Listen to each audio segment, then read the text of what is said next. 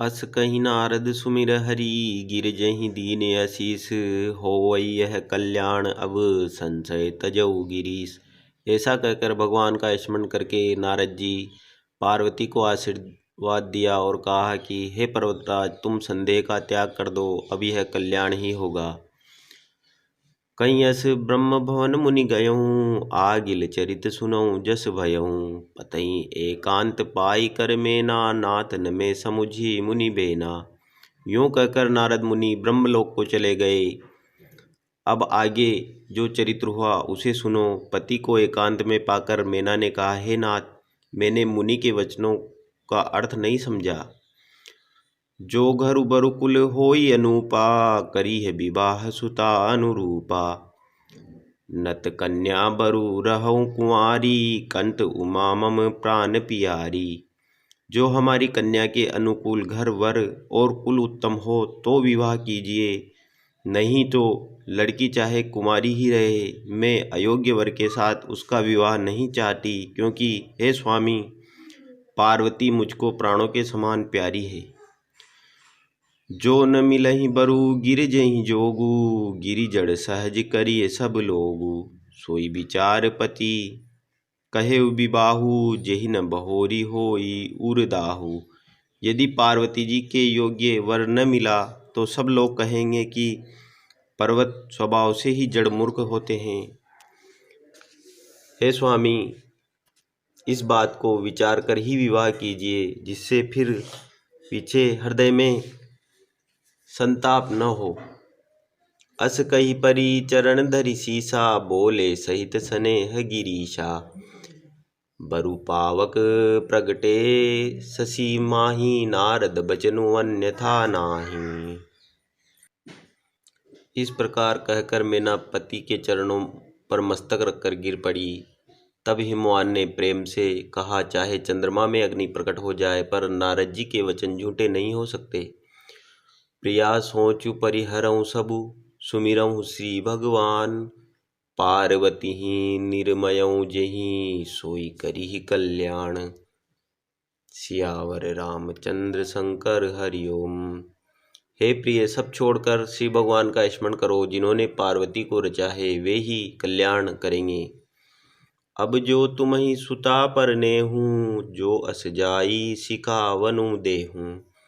करे सो तप जेहि मिलई महेशु, आन उपाय न मिटिहि कलेशु। अब यदि तुम्हें कन्या पर प्रेम है तो जाकर उसे यह शिक्षा दो कि वह ऐसा तप करे जिससे शिव जी मिल जाएं।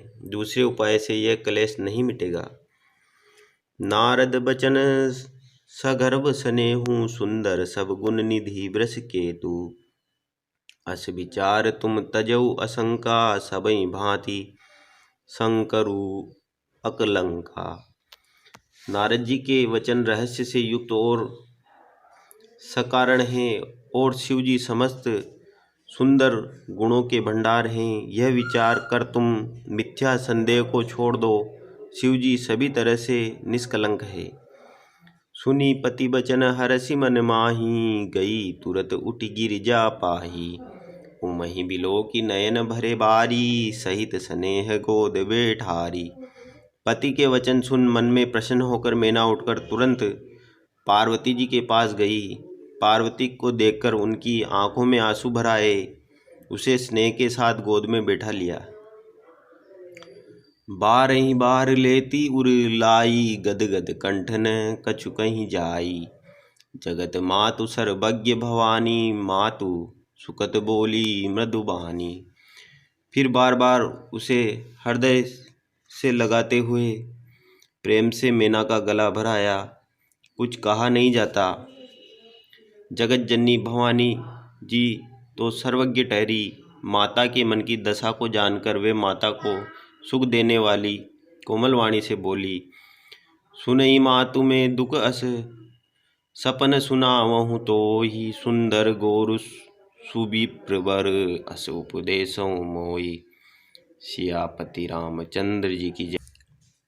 माँ सुन, मैं तुझे सुनाती हूँ। मैंने ऐसा स्वप्न देखा कि मुझे एक सुंदर गौरवर्ण श्रेष्ठ ब्राह्मण ने ऐसा उपदेश दिया है, करई जाई जपु शैल कुमारी नारद कहा सो सत्य विचारी, मातु पितहि पुनि यह मत भावा, तपु सुख प्रद दुख दोष न सावा। हे पार्वती, नारद जी ने जो कहा है उसे सत्य समझकर तू जाकर तप कर। फिर यह बात तेरे माता पिता को भी अच्छी लगी है। तप सुख देने वाला और दुख दोष का नाश करने वाला है। तप बल रचई प्रपंच विधाता, तप बल विष्णु सकल जग त्राता। तप बल शंभु करई संगारा, तप बल से सुधरई मही धारा।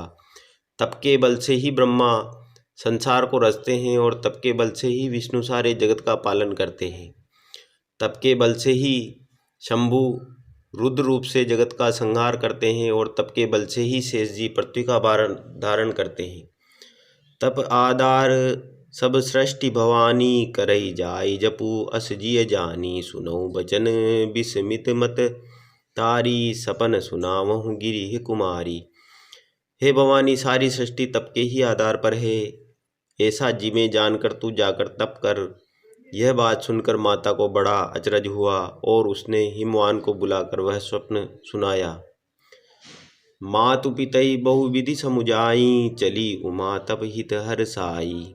प्रिय परिवार पिता अरु माता, भय विकल मुख आवन बात। माता पिता को बहुत तरह से समझाकर बड़े हर्ष के साथ पार्वती जी तप करने के लिए चली। प्यारे कुटुंबी पिता और माता सब व्याकुल हो गए, किसी के मुंह से बात नहीं निकली। वेद शिरा मुनि आई तब, सबई कहा समुझाई। पार्वती महिमा सुनत रहे प्रबोधई पाई। तब वेद शिरा मुनि ने आकर उन सबको समझाकर कहा। पार्वती जी की महिमा सुनकर सबको समाधान हो गया। उर्धरी उमा प्राणपति चरना, जाय विपित लागी तपु करुणा। तिसु कुमारी न तपु जग जोगु, पति पद सुमिरे चलेऊ सब भोगु। प्राणपति शिव जी के चरणों को हृदय में धारण करके पार्वती जी वन में जाकर तप करने लगी। पार्वती जी का अत्यंत सुकुमार शरीर तप के योग्य नहीं था, तो भी पति के चरणों का स्मरण करके उन्होंने सब भोगों को त्यज दिया।